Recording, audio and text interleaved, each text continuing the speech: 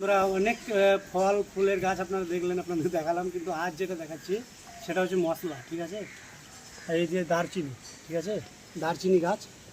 আর এটা হচ্ছে তেজপাতা গাছ। এর পাতার সঙ্গে কিন্তু এর পাতা মিলবে না। দেখুন এর পাতাটা একটু চ্যাপটা, একটু কাছে থেকে দেখাও। এটা একটু চ্যাপটা পাতা, যেটা দারচিনি গাছ। এটা এই যে একটু দেখতে পাচ্ছেন ডিপ লাল রেড কালার হয়ে আছে, এটা দারচিনি গাছ। আর এটা হচ্ছে তেজপাতা।